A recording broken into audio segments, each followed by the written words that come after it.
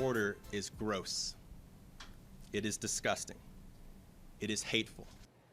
West Coast states leading the charge to push back against Trump administration policies with several new lawsuits filed just today. Good evening, everyone. Welcome to West Coast Wrap. I'm Alex Savage. One of those new lawsuits is over a threat to cut federal funding to so-called sanctuary cities. This is all part of President Trump's crackdown on illegal immigration. A lawsuit challenging those enforcement efforts is being led by San Francisco and Santa Clara counties in Northern California, along with Portland, Oregon, and King County, Washington, who have also signed on to the lawsuit. KTVU's Jesse Gary reports tonight that leaders in those areas say they are fighting what they describe as an abuse of power. Late Friday morning, a tapestry of activists from various South Bay groups taking to the streets of downtown San Jose. Their united message: stand together or fall under oppression. San Jose at times can feel a little divisive, and if you were born and raised here like I am, you know we tend to operate very secularly. Each group tends to stay with their own group, but right now we need to come together on a united front. That rallying cry being fueled by the Trump administration's efforts to deport undocumented migrants. Days ago, San Jose Councilman Peter Ortiz warned his District 5 constituents of immigration and custom enforcement activities. Now, Ortiz says he's in the Justice Department's crosshairs. They're calling for my arrest, but if that's the case, then I know I'm doing a good job. I didn't run for office to make Fox News happy. I didn't run for office to make rich people, wealthy oligarchs happy. I ran to advocate for the working people of East San Jose. The federal government can't commandeer our local government. They can't commandeer our local resources. Also Friday, and 50 miles north, attorneys representing Santa Clara County and the city of San Francisco announcing the filing of a joint lawsuit over President Trump's plans to cut funding for so-called sanctuary cities. The Trump administration is certainly interfering with our ability to do our job. They're trying to take away our autonomy and interfering with our ability to keep our residents safe. Other municipalities such as New Haven, Connecticut, Portland, Oregon, and King County, Washington have also joined the suit, which seeks to block Trump from withholding federal funding. Back in the South Bay, immigration enforcement is having a galvanizing effect on many minority communities, with members fearing current targets could eventually ensnare all communities. Once he stopped declaring war on the Hispanic community, in which he has, and got rid of them, that they're going to go to the African American community. Officials here in the South Bay and in San Francisco stress their police departments and their sheriff's offices will not and have not worked with ICE agents during enforcement operations. In downtown San Jose, I'm Jesse Gary, KTVU, Fox 2 News. And for more of these lawsuits, we spoke earlier with University of San Francisco Law and Migration Studies professor Bill Hing, who said he believes the sanctuary lawsuit is on solid legal footing. Interfering would be, for example, blocking ICE from coming in to San Francisco. Interfering would be withholding information that ICE is asking information about that we have the information on. That would be interfering. But not cooperating means that if ICE doesn't call, we don't answer. If ICE calls and we don't have any information, there's nothing to provide. Hing said there is nothing in the county's ordinances that would prevent ICE from doing its work. The Bureau of Prisons confirms that some people arrested in the Trump administration's immigration crackdown are being held at its facilities. The Bureau declined to say how many immigration detainees it's taking in or which prisons are being used, but sources say federal jails in Los Angeles and Miami, along with a federal prison in Atlanta, are all being used for immigration detention. The White House says more than 8,000 people have been arrested since the president took over, since President Trump's inauguration. 3 states, including Washington and Oregon, filed a new lawsuit today over the president's order that's designed to ban federal funding for gender-affirming care for those under 19. As Fox 13's Alejandra Guzman reports tonight, the states say this order discriminates against transgender people. There is a lot of anxiety, there's a lot of depression, there's a lot of fear. This fight is personal for Jessica Brady, an Edmonds elementary school teacher and mother to her 18-year-old transgender daughter, Indigo. That's my kid, and my kid is the most important thing in the world. And I'm gonna do whatever I can to keep them alive. Indigo started her transition in 2023, experimenting with clothes, wearing big puffy dresses, and immediately, Jessica noticed her standing taller as she settled into her body. It was so clear that this was who she was. The life-altering treatment came to a halt January 28th when President Trump signed an executive order titled Protecting Children from Chemical and Surgical Mutilation, interrupting gender transitions for anyone under 19 years old. It was devastating. I mean, and it is devastating, and I think it was such a reality check because I just turned 19 in January. The University of Washington drama major says she's here, thriving and getting good grades thanks to the decisions she made with her doctors. Simply put, gender-affirming care saved her life. For myself, this was a constant weight on my shoulders as a child, to the extent that I often felt suicidal at a very young age, feeling that I would rather die than go through male puberty. Trump said the U.S. won't fund, sponsor, promote, assist, or support the transition of a child from one sex to another. Luna felt a personal duty to the trans community. One of the reasons she joined Washington Attorney General Nick Brown was filed suit against Trump and his administration. This president's order is gross. It is disgusting. It is hateful. Brown says the order is unconstitutional, claiming it violates the 10th and 5th Amendment, equal protection, and the separation of powers. The 36-page complaint says the order discriminates against transgender people by defunding and criminalizing lawful health care available to cisgender people. And any impediment on people's abilities to make decisions with their own healthcare providers is unjust and cruel, and specifically this targeting of transgender youth. Doctors involved in the suit work with UW either as professors, doctors, or both. In a statement, UW saying they remain committed to providing care to all patients, and they're evaluating the impact of this executive order. In the newsroom, I'm Alejandra Guzman. Back to you. 19 Democratic attorneys general hope a new lawsuit will stop President Trump's effort to give Elon Musk's Department of Government Efficiency access to Americans' personal data. Arizona, California, Colorado, Hawaii, Nevada, and Oregon are all involved in this suit that was filed just today. It alleges the Trump administration allowed Musk's team to access the Treasury Department's central payment system in violation of federal law. The White House has not yet commented on the lawsuit.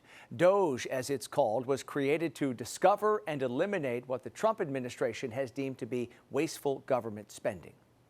We turn now to the weather here in the West, and storms had moved across Southern California overnight, left behind some new damage in areas that were hit by wildfires last month. The state's Department of Transportation posted online images of a new landslide that happened along the Pacific Coast Highway. Crews have been out there all throughout the day working to clear debris and evaluate the stability of a nearby hillside. Emergency managers shut down a long stretch of Pacific Coast Highway days ago because of concerns about slides like this one. They say that stretch of the roadway will remain closed indefinitely. And up north in the San Francisco Bay Area, many people still recovering and cleaning up after this week's deadly storms. Authorities have now confirmed that 2 people were killed in those storms in Sonoma County. Communities in the North Bay are now sifting through debris and surveying the damage. And near the town of Sonoma, branches, logs, and trees are stacked up against fences that were carried there by the flooding. Fire officials say weather disasters are really catching up to them. We've had 2 years prior to this where we've had significant rainfall, atmospheric rivers, bomb cyclones. Those kind of events for the last 2 years have really impacted our county. So we go from catastrophic wildfires for years in a row to sort of catastrophic storm events, and the compounding effect, we're just seeing that now. PG&E says it's checking power poles where soils are heavily saturated to make sure that they can handle more flooding that is on the way, with another storm system headed to that area next week. Here's our live camera right now in Seattle. Mostly cloudy skies, temperatures in the 30s, and we could be talking about some snow, at least to start off the weekend in Seattle. We'll have the forecast update coming up. Also coming up tonight, a planned high-speed rail line between Las Vegas and Southern California already facing some slowdowns. What newly released documents suggest about the timeline for this project.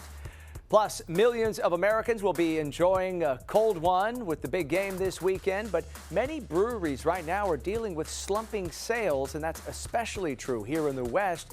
We'll explain what's behind this trend. We're following a developing story tonight in Alaska, where wreckage has been found in an area where a commercial plane disappeared. A Bering Air Caravan plane carrying 10 people was traveling over Alaska's Norton Sound when it vanished yesterday. Search teams say wreckage located today matches the description of the missing aircraft. Authorities believe at least 3 bodies are inside the aircraft, but they are still working to get inside the wreckage itself. Animation from Flight Radar 24 shows the Bering Air Caravan plane's flight path. Officials lost contact with it about 1 hour into a flight from Unalakleet to Nome. Alaska's Air National Guard, the U.S. Coast Guard, and FBI agents are all assisting local first responders. This region is prone to sudden snow squalls as well as strong wind gusts. Today marks 1 month since the start of Southern California's deadly firestorm. Los Angeles Mayor Karen Bass says the region is making progress in its efforts to recover. Today she called attention to a resource center that was set up within the fire's first week to help victims. I'm proud to say that over 6,000 Angelinos and their families have gone through the center. By the 3rd week, we face down the threat of rain and mudslides. It never stops. By securing and placing more than 7,000 feet of concrete barriers and 6,000 sandbags in the communities and bluffs. And in week 4, we finally hit 100% containment. Recovery and rebuilding continues in Los Angeles. The Environmental Protection Agency expects debris removal will take about 3 months or so.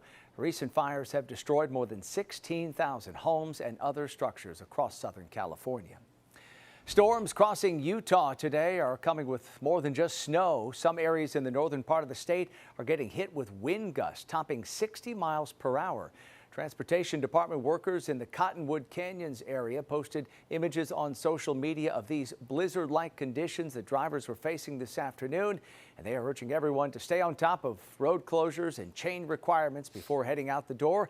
For more, let's bring in KTVU meteorologist Mark Tamayo, who is tracking those storms hitting Utah as well as the conditions across the west. Hey, Mark. Hi there, Alex. Yeah, it looks like some tough travel across parts of the west, and the radar agrees with those images we were just seeing out of Utah. As you can see, this is the rain and the snow coverage here. And you heard about the wind reports, and a lot of strong wind reports here. This is from earlier today, nearly 9,000 feet, winds gusting at right around 80 miles an hour. So the snowfall and the wind, a big part of their forecast pattern. Also out toward the Pacific Northwest, you can see what's happening. Some green and some white showing up here. This is a cold pattern, so as a result, some more snow in the forecast for Seattle first thing tomorrow morning.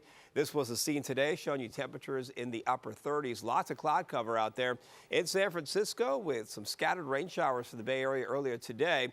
But some sunny breaks this afternoon, 56 degrees, but it's a cold weather pattern for the Bay Area. So as a result, for Saturday morning and most likely into Sunday morning, we have freeze warnings and frost advisories in the coldest locations in the upper 20s.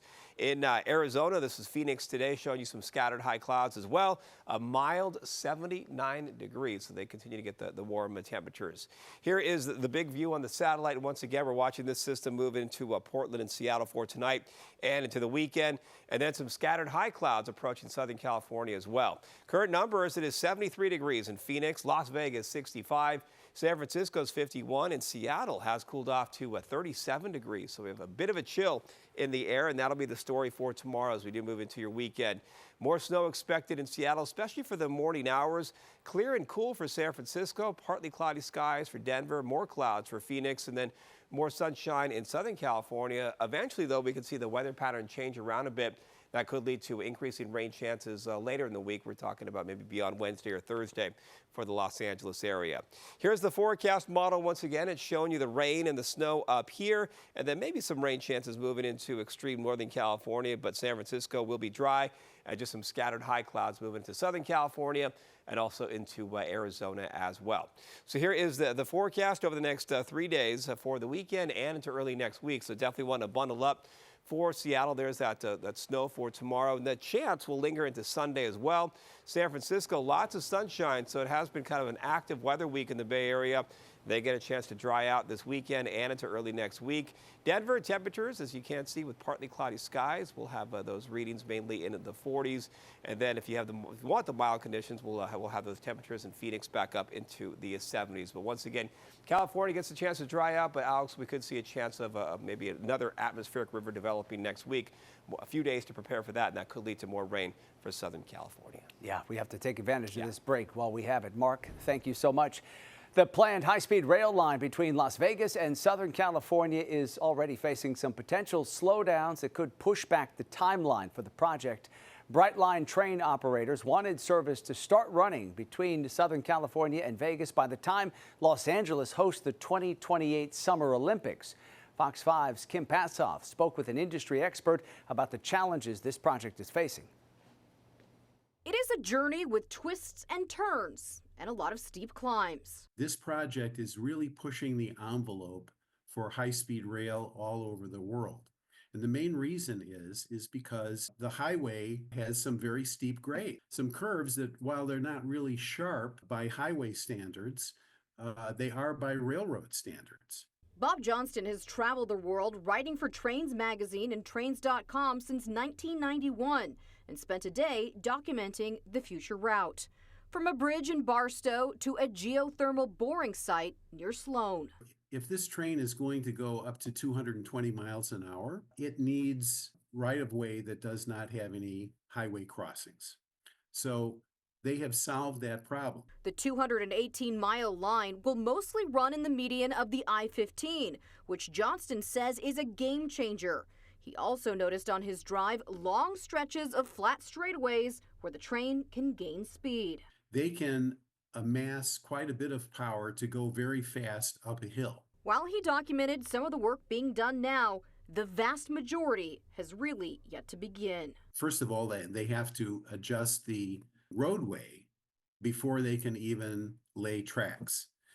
And the plan is, and it still is, to start that in several different locations along the route. They have not been able to actually nail down all of the funding yet. That's one of the reasons why this has been delayed. And that was Fox 5's Kim Passoff reporting tonight. A Brightline West spokesperson told Fox 5 that the company can't comment right now on the construction timeline. Brightline's website still indicates that trains should start operating at some point in 2028. Coming up tonight here on West Coast Wrap, fewer people enjoying a cold one. Sales are slumping at breweries across the West, how businesses are trying to stay afloat, and the Super Bowl boost they're hoping for this weekend. Plus, the Las Vegas chocolate shop that's passionate about more than just its sweet treats, how the business is supporting young people who need a helping hand. Stocks slumped on Wall Street today over concerns about tariffs leading to a rise in inflation. The Dow sank 444 points, the Nasdaq lost 268 points, and the S&P 500 was down by 57 points. President Trump said he expects to announce a round of what he called reciprocal tariffs next week. Shares of Seattle-based Amazon fell 4% after its forecast for future revenue fell short of expectations. Colorado lawmakers are working to save health safety net services. Safety Net helps patients to get medical care even if they don't have the funds or insurance. But many of the clinics who assist those patients have been forced to cut staff and services to stay afloat because of inflation and more people losing access to Medicaid. Now, Democratic state lawmakers are pushing an idea to cap how much Colorado pays hospitals back for some medical services. It's a price ceiling on what the state employee benefit plan will pay for hospital services. The savings between what we pay now and what the bill would allow to be paid can then be reinvested in the safety net. The Colorado Hospital Association is against the proposal. It says the budgets for 70% of hospitals in Colorado are already unsustainable, and they could stand to lose millions of dollars under this new plan. Struggling breweries are hoping to get a boost over Super Bowl weekend. According to the Brewers Association, business is down right now to the point where more breweries are closing than opening for the first time ever. Fox's Kennedy Hayes spoke with brewers in Colorado about a slowdown that's happening all across the West. Even though Colorado has the fourth most breweries per state, just behind Pennsylvania, New York, and California, it actually saw some of the most closures last year, according to the Brewers Association, and some of the only small breweries surviving are either the ones that are brand new or got really creative. It's not easy to own a brewery in Georgetown, a city about an hour west from Denver with just over 1,000 people. These 4 tanks are all 15 barrels. Patrick Tolan says this month his brewery, Cabin Creek Brewing, became the only one in town left standing. This is basically just a big steeping tea kettle. He says since opening in May 2020, their margins have been tight. The cost of raw material, especially for the beer, the grain has increased. The shipping has massively increased. The Brewers Association says things got worse during COVID-19. The pandemic obviously also had secondary ripples for the economy, for supply chains, and it changed consumer patterns overall. We're seeing people certainly spend as much at bars and restaurants as they did before, but they're doing so in different ways, more to go in delivery. For breweries, tap rooms, and brew pubs, experts say supply costs are up, drinking demand has dropped. Nationally, beer sales were down 2% last year, and in Colorado, it's more than 3%. I think we're seeing some of the underdeveloped markets, the South and the Southeast, where there's still more growth opportunities, and we're still seeing breweries do a little bit better. Some of the most challenged regions are some of the most developed places like here in Colorado, the Pacific Northwest, the West Coast in general. Tolan says he's kept doors open by raising prices and expanding the menu. A lot of big brands are aligning with trend setting on social media in terms of offering non-alcoholic or alcohol alternatives. We've had to do the same. Coming off dry January, some brewery owners say they're hoping that Super Bowl Sunday kicks up their sales. In Denver, Kennedy Hayes, Fox News. And finally tonight, a Las Vegas chocolate shop is teaching its employees more than just how to make the store's signature treats. Sugar and Spice is an environment where the former teacher and owner, Sherry Long, focuses on being inclusive. The shop employs those who have aged out of the foster care system, as well as young adults with intellectual disabilities. Long says the ultimate goal is to help employees make a living on their own. Help them with the work experience factor as far as arriving on time, asking for help. In this kitchen, they're learning food handling. If I forget, I can just remember what I was learning here. And so I wouldn't forget if I work at an actual job. The employees say the shop is also teaching them the power of teamwork and how to work with others more efficiently.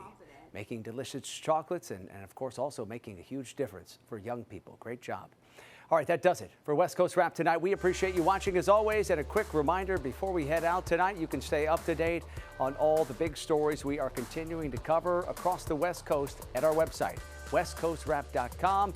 And don't forget to stream our shows on your smart TV. All you need to do is download the free Fox Local app. Have a great night.